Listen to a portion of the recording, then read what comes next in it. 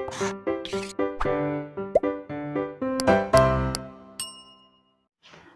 Everyone, welcome to Blueprint Digital. मेरा नाम तोशी चौधरी है और हम पढ़ रहे थे समाकलनों के अनुप्रयोग। समाकलनों के अनुप्रयोग में बच्चों हम पढ़ते हैं किसी दिए हुए वक्र का या दिए हुए दो वक्रों से घिरा क्षेत्रफल हम कैसे ज्ञात करते हैं समाकलन की मदद से। इसमें हमें पहले सीमाएं ज्ञात करनी होती हैं, तो उन सीमाओं के बीच में फलन को अवकलित करके हम उसका क्षेत्रफल ज्ञात करते हैं। ठीक है, अभी तक हम इस बारे में पढ़ चुके हैं। हमारे आज के सेशन में हम क्या पढ़ेंगे, आपके पास जो फलन दिया हुआ होगा वो एक त्रिकोणमितीय फलन होगा। हम त्रिकोणमितीय फलनों पर आधारित क्वेश्चन करेंगे। जो त्रिकोणमितीय फलन आपको दिए हुए होंगे उनका दी हुई सीमाओं के बीच में हम क्षेत्रफल ज्ञात करेंगे। तो हमारा पहला क्वेश्चन है ये, यहाँ पर आपको वक्र दिया हुआ है cos x, y बराबर cos x का x बराबर 0 और x बराबर 2 पाई के बीच घिरा गया क्षेत्रफल आपको निकालना है। बच्चों, जब भी आप इस तरह का कोई क्वेश्चन करते हैं तो सबसे पहले क्या करते हैं, उसका फिगर ड्रॉ करते हैं, उसका ग्राफ बनाते हैं। cos x का जो ग्राफ है वो अनंत तक चलता रहता है, ठीक है, आप जानते हैं। तो लेकिन हमें क्या करना है, हमें सिर्फ 0 और 2 पाई के बीच के पोर्शन पर ध्यान देना है, और क्योंकि हमें उसी का एरिया निकालना है। जैसे बच्चों ये हमारे x अक्ष और y अक्ष है। वैसे तो आपको cos x का ग्राफ बनाना सिखा दिया गया है, लेकिन फिर भी हम थोड़ा थोड़ा यहाँ बताते हुए चलेंगे। cos 0 x इक्वल्स टू 0 पर cos की वैल्यू कितनी हो जाती है, 1, क्योंकि cos 0 1 होता है। यानी ग्राफ हमारा यहाँ, जहाँ पर cos x की वैल्यू 1 है ना, यहाँ से शुरू होगा। उसके बाद ये हमारा ग्राफ कुछ इस तरीके से जाता है। ये x बराबर 0 पर cos x की वैल्यू 1, ये x बराबर पाई बाई 2 पर cos x की वैल्यू 0, x बराबर पाई पर cos x की वैल्यू -1, यहाँ +1 यहाँ -1, x बराबर 3 पाई बाई 2 पर cos x की वैल्यू फिर से 0, फिर x बराबर 2 पाई पर cos x की वैल्यू फिर से 1। ठीक है, इसी तरीके से ये आगे भी चलता रहता है, ये ग्राफ इसी तरीके से अनंत तक जाएगा। लेकिन हमें कौन सा पोर्शन चाहिए, x बराबर 0 से लेकर x बराबर 2 पाई तक, हमें ये वाला पार्ट चाहिए। ठीक है, तो बच्चों हम इसका क्षेत्रफल हमें निकालना है, यानी हमें ये वाले पार्ट का क्षेत्रफल निकालना है। ठीक है, ये वाले पार्ट का। तो इसका क्षेत्रफल आप कैसे ज्ञात करेंगे, लिमिट्स ब्रेक करके। पहले आप, क्योंकि आप 0 से 2 पाई तक के बीच का तो क्षेत्रफल डायरेक्टली नहीं निकालेंगे, क्योंकि कहीं पर वक्र की वैल्यू पॉजिटिव है, कहीं पर नेगेटिव है, फिर पॉजिटिव है। तो आप क्या करेंगे, पहले इस वाले पार्ट का आप क्षेत्रफल निकालेंगे, लिमिट होगी 0 से लेकर पाई बाई 2। फिर आप इस वाले पार्ट का क्षेत्रफल निकालेंगे, उसके लिए लिमिट होगी पाई बाई 2 से लेकर 3 पाई बाई 2। और उसके बाद आप इस वाले पार्ट का क्षेत्रफल निकालेंगे, उसके लिए लिमिट होगी 3 पाई बाई 2 से 2 पाई। ठीक है, चलिए हम इस क्वेश्चन को करते हैं।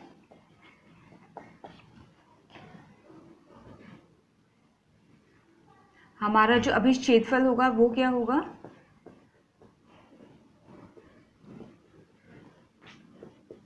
लिमिट 0 से pi by 2 cos x dx plus pi by 2 से 3 पाई बाई 2। अब पाई बाई 2 से 3 पाई बाई 2 की जब मैं बात करूंगी तो cos x हमारा नेगेटिव होगा। इस सारे में cos नेगेटिव वैल्यू ले रहा है, यहाँ पे 0 से वो लेस वैल्यू लेनी शुरू कर देगा, यहाँ पर -1 हो जाएगी, यहाँ सारे में नेगेटिव रहेगी, यहाँ पर आकर उसकी वैल्यू फिर से 0 हो जाएगी। तो इस वाले पार्ट में उसकी नेगेटिव वैल्यू रहेगी। ठीक है, लेकिन चलिए आप इसको यहाँ माइनस कॉस कर सकते हैं। ठीक है, माइनस कॉस एक्स हो गया। ठीक है, dx।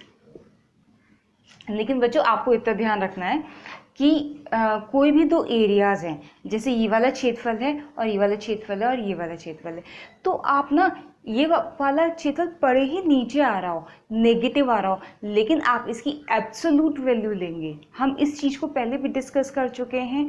हम एरिया, सपोज ये वाला एरिया आया मेरा, ये वाला एरिया A1 है, ये वाला A2 है और ये वाला A3 है, ठीक है। A1 तो आ गया सपोज हमारा 2 माना, A2 आ गया हमारा -4 और A3 आ गया हमारा 1। तो हमारा A1 plus A2 plus A3 तीनों मिलाकर कितने आ जाएंगे? 1 -4 + 1 यानी -1, ठीक है। तो कायदे में आपने क्या करा पता है, आपने ना इन दोनों की एरिया में से इस वाले एरिया को माइनस कर दिया। आपको करना क्या है, आपको ये लेना है, ठीक है। आपको उसकी पॉजिटिव वैल्यू लेनी है, एरिया की एब्सोल्यूट वैल्यू लेनी है। तो A1 का मान 2 लेंगे, A2 का 4 लेंगे, A3 का 1 लेंगे और टोटल एरिया हो जाएगा 7 स्क्वायर यूनिट्स, ठीक है। इसीलिए हम क्या करेंगे, हमने यहाँ पर माइनस नहीं ले रहे हैं, ठीक है, या फिर बोल दीजिए कि हम इसकी एब्सोल्यूट वैल्यू ले रहे हैं, ठीक है। चलिए, प्लस 3π/2 से 2π तक cos x dx। चलिए अब इसको इंटीग्रेट कीजिए। cos x को इंटीग्रेट करेंगे तो आपको मिलेगा sin x, लिमिट है हमारी 0 से लेकर π/2 तक। फिर cos x को करेंगे, क्योंकि हमारा एक्चुअल में माइनस cos x था इस जगह पर, तो आप क्या कर लीजिए, आप ना इसकी यहाँ पर एब्सोल्यूट वैल्यू ले लीजिए। यही हमने लिखा था प्लस cos x, और ये दोनों सेम चीज़ है, ठीक है। हमने एब्सोल्यूट वैल्यू लिख ली, इसकी मॉडुलस लिख लिया। तो चलिए, ये हमारा हो गया simple cos x। cos x को आप इंटीग्रेट करेंगे, फिर से आपको मिलेगा sin x। तो यहाँ पे आपका क्या आएगा अल्टीमेटली sin x। लिमिट हमारी π/2 से लेकर 3π/2 प्लस cos x को इंटीग्रेट करेंगे, फिर से sin x और लिमिट हमारी 3π/2 से लेकर 2π।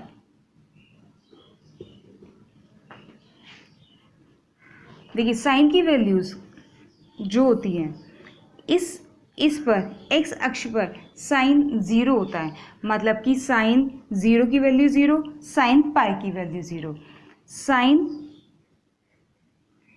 π/2 की वैल्यू होती है 1 और साइन 3π/2 की वैल्यू होती है -1, ठीक है। तो चलिए, साइन π/2 यानी साइन 90 1, साइन 0 0, ये सॉल्व हो गया, प्लस साइन 3π/2 की वैल्यू -1, ठीक है, माइनस साइन π/2 की वैल्यू -1, ठीक है। अब देखिए इसकी वैल्यू यहाँ से कितनी निकल कर आ रही है, साइन π/2 की वैल्यू 1, इसकी वैल्यू निकल कर आ रही है यहाँ से -2। तो मैं ये बोलना चाह रही थी कि एब्सोल्यूट वैल्यू अगर आप ऊपर लगाएंगे तो आपका कोई भी फर्क नहीं पड़ रहा है, ठीक है। तो आपको ना वो जो मॉडुलस है वो आप यहाँ लगाए बजाय वहाँ के, ठीक है। तो वहाँ तो हमने क्या किया, फंक्शन को एज इट इज रहने दिया जो फंक्शन होना चाहिए था, यानी फंक्शन हो गया हमारा ये, ठीक है। लेकिन ये करने में थोड़ा सा चेंज हमारा आ जाएगा माइनस का, क्योंकि पहले तो हमने माइनस हटा दिया था, अब हमारा माइनस आएगा, ये वाला माइनस हमारा यहाँ आ जाएगा। इवन आप इस वाले माइनस को यहाँ हमने कर दिया, ठीक है। फिर ये वाला माइनस हमारा ये रहा, और फिर इसका मान कितना है, ये रहा, ठीक है, प्लस साइन 2π, साइन 2π की वैल्यू होती है 0 और साइन 3π/2 की वैल्यू होती है हमारी -1। एक माइनस फॉर्मूले वाला, एक माइनस ये वाला, तो माइनस माइनस हो जाएगा +1। ये 1 -2 और माइनस +2, देखिए ये अपने आप ही प्लस आ गया, +1 इक्वल्स टू 4 वर्ग इकाई। ये हमारा किसका एरिया हो गया, y बराबर cos x का, x बराबर 0 और 2π के बीच में। अब यहाँ पर एक चीज़ आप ध्यान रखिए, ये तो हमने निकाल दिया 4 यूनिट्स हमारा आ गया, 4 स्क्वायर यूनिट।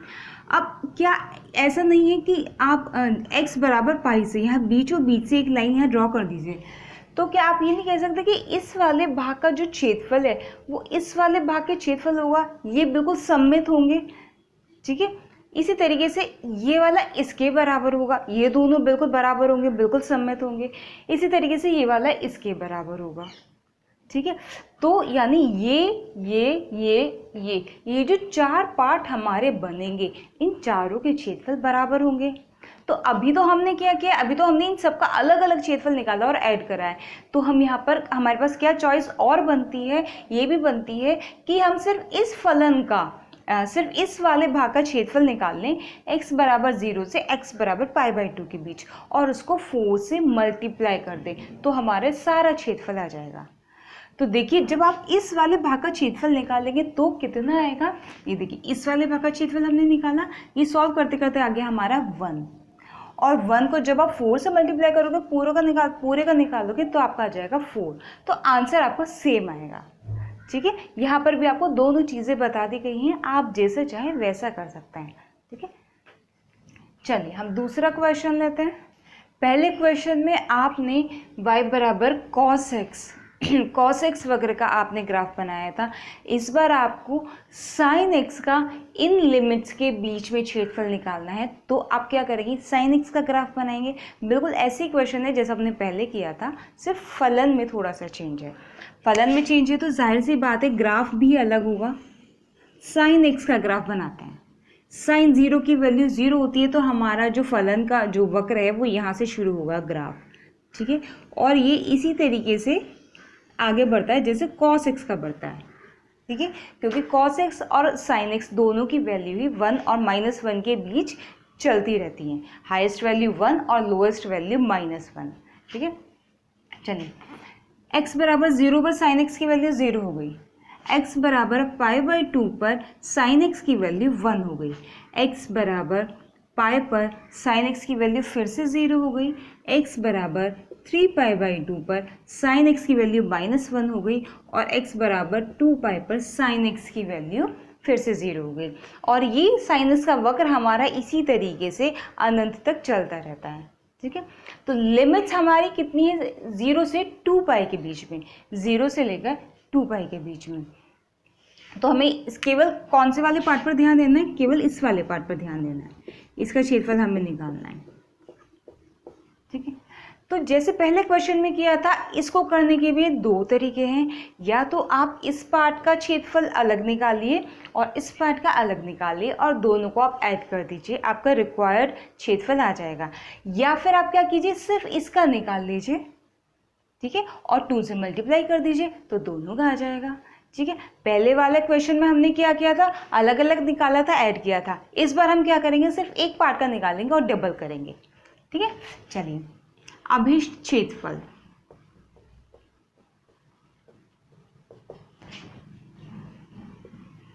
इंटीग्रल 0 से लेकर पाई तक, वक्र है हमारा sin x dx, इसको और इंटू 2 उसका भी हो जाएगा साथ में। चलिए sin x को जब आप इंटीग्रेट करते हैं तो मिलता है -cos x, लिमिट 0 से लेकर पाई, ये वाला 2 हमारा यहाँ आ गया, -2 हमने लिख लिया बाहर। अब आती है cos पाई। cos पाई कितना होता है, cos पाई होता है हमारा -1। ठीक है, माइनस cos 0 कितना होता है, cos 0 होता है हमारा 1, ये आ गया। ठीक है, ये -2 और ये भी कैलकुलेट करके आ गया -2 इक्वल्स टू आ गया हमारा 4 वर्ग इकाई। क्लियर, ये हमारा नेक्स्ट क्वेश्चन है। इसमें आपको लिमिट दी हुई है x बराबर 0 से x बराबर π/4 के बीच, और यहाँ पर आपको दो फलन दिए हुए हैं, यानी आपको इन दोनों से घिरा हुआ क्षेत्रफल निकालना है इन सीमाओं के बीच में। ठीक है, अब आपको दो फलन दिए गए हैं तो जाहिर सी बात है आपको दोनों फलनों को ड्रॉ करना पड़ेगा, दोनों का ग्राफ बनाना पड़ेगा। चलिए हम बनाते हैं। अपने पहले वाले क्वेश्चंस में हम इन दोनों फलनों का अलग अलग ग्राफ बना चुके हैं। ठीक है, चलिए यहाँ पर कंबाइन करके बनाते हैं। ये हमने पहले cos x का बनाया, cos x का इस तरीके से जाएगा, साइन का यहाँ से शुरू होगा। ठीक है, अब देखिए cos की वैल्यू 0 है तो x की वैल्यू 0 तो cos x की वैल्यू 1 है, यहाँ पर है x की वैल्यू π/2।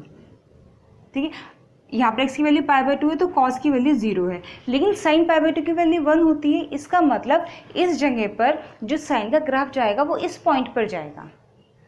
ठीक है,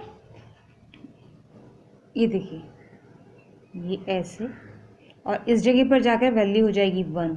ये यहाँ तक आ गया। अब 1 के बाद ये फिर नीचे जाना शुरू होता है, जैसे हमारा cos x का नीचे जा रहा है ऐसा हमारा sin x का भी नीचे जाएगा। ठीक है, उसके बाद ये फिर हमारा नीचे आना शुरू होता है इस तरीके से। ठीक है, तो ऐसे हमारा चलता रहेगा, लेकिन हमें इसको ज़्यादा आगे बनाने की ज़रूरत नहीं है। हमें कौन सा पोर्शन चाहिए? हमें चाहिए ये वाला पोर्शन, x बराबर 0 से x बराबर π/4 के बीच का पोर्शन हमें चाहिए। ठीक है, अब हमें कैसे पता चलेगा कि यही वाला पॉइंट π/4 है?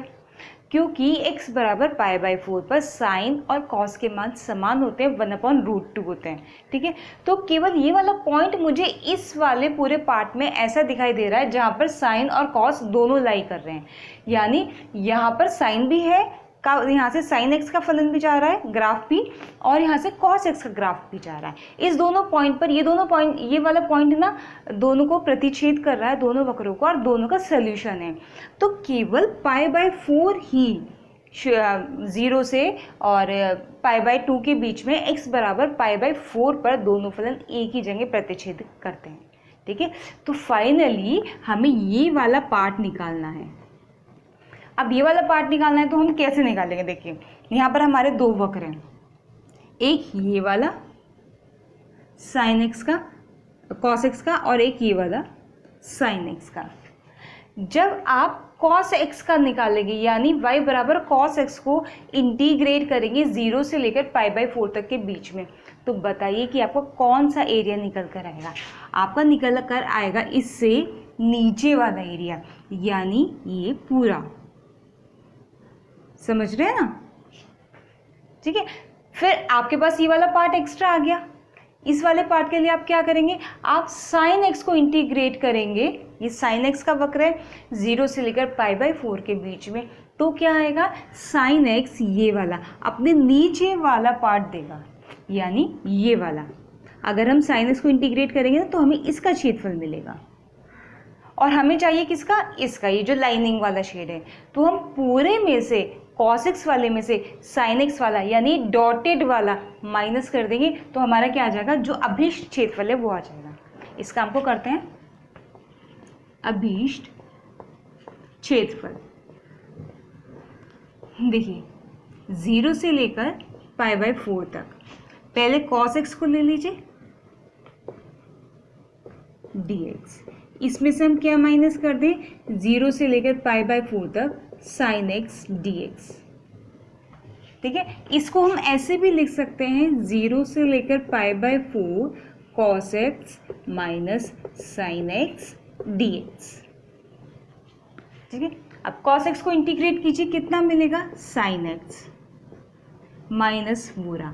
sin x को इंटीग्रेट कीजिए, कितना मिलेगा? माइनस cos x, एक माइनस यहाँ पर पहले से ही है तो बन जाएगा हमारा प्लस cos x। और सीमाएं कितनी है हमारी? 0 से लेकर π/4 तक। चलिए π/4 पर sin की वैल्यू 1/√2, π/4 पर cos की वैल्यू 1/√2, माइनस 0 sin 0 0 और cos 0 हो गया 1, ये आ गया। ठीक है, ये कितना आया हमारा? 2/√2, ये आया हमारा 1। यानी आप इसको क्या लिख सकते हैं?